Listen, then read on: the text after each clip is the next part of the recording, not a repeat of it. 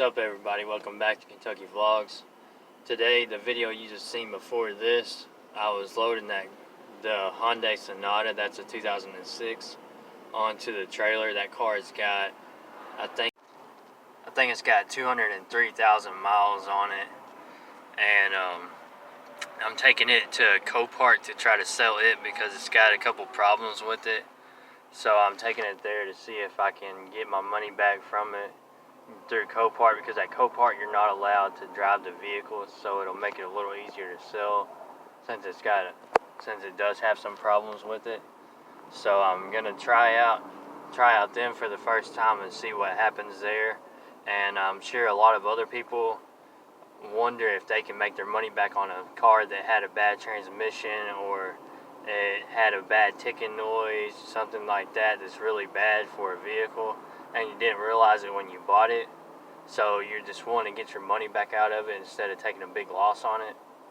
So we're going to find out if Copart is a place that you can do that and just get your money back and get out of the vehicle, so that you can get that money back to put onto another vehicle to keep going with that money instead of just losing it. So we're going to try out, see if you can or not.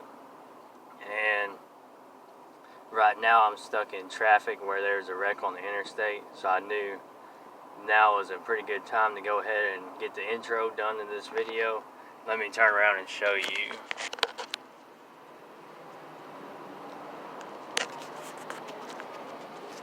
See if you can see that it's a long line. I think the GPS says it's going to take 18 minutes to get through here, and I've already been in this traffic for like 6 minutes trying to get through here.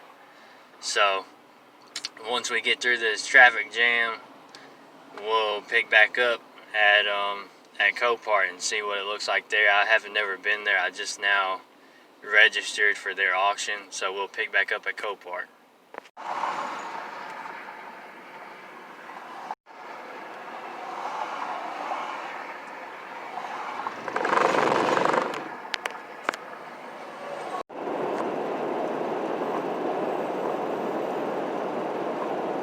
Going through a bunch of hills right now in Tennessee.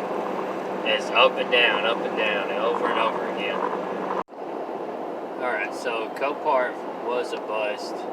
It didn't work out like I was hoping for it to. I hope this picture ain't too bad. The sun is shining right in the front of the vehicle, so hopefully you can see me alright on this part of the video. But anyways, Copart was a bust. They said there's two different accounts. There's a buying account that you make, and there's a selling account that you make when you register for Copart. And so for anybody out there that is planning on buying from Copart or selling at Copart, just know that there's a buyer's, you register as a buyer and you register as a seller. So make sure you have that before you go, like I did, or you won't be able to do it. Because I registered as a buyer, I guess, because I'm registered with Copart, and I paid the $60 member fee for the year to be able to use Copart. But from what I found out going there today, that I actually made a buyer account, and the membership fee is only for buying vehicles. If you want to only sell vehicles at Copart, you don't even have to pay the membership fee. But you have to pay $60 a year if you want to buy from Copart. And there's another one that's more expensive, but I don't think you really need it. It's just like you don't have to do the deposits if you're going to spend more than $1,200 on the vehicle. So you really don't need the more expensive membership. But anyways, I made the buyer one, so I can buy from them, and it's approved for that, but I can't sell to them yet right now. So I've got to go back and make a seller's account and let it get approved so that I can sell a vehicle through Copart. And I did not know that heading up here. It's that was Nashville Copart that I went to. They're all over the place. You've most likely got one within 2 hours from you, because they're all over the place with them Coparts. So if you notice right there, that is not the same vehicle. So we went to Plan B, and we ended up selling the vehicle that we was going to sell at Copart to a junkyard. I just got on Google and tried to find a junkyard that would want to buy it from me, because I already drove 2.5 hours to the Copart to sell the vehicle, so I did not want to be stuck taking that thing back home and coming up here for nothing. So I hit up this junkyard. It was like a shady junkyard kind of place.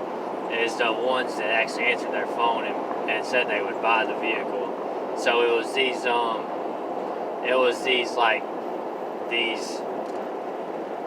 Muslim people, and I'm not trying to be racist or anything, but that's not why it was shady. The place looked shady, and it didn't have nothing to do with what they were. But I sold it to them. I ended up getting $265 for that vehicle, and that's not at all what I wanted for the car. But for me, just to get rid of it and be done with it, I don't have to take it back. I was able to pick up this car that was bought from ACV. The video before this is where I talked about that I bought 6 vehicles from ACV. So actually there's two parts of that video really. But I bought 6 cars from ACV, and this is one of them. And then this that I'm driving is one of them, and it's on the video before this one. I think by the time this video goes out, it'll be 2 videos back. It's the 08 Dodge Durango.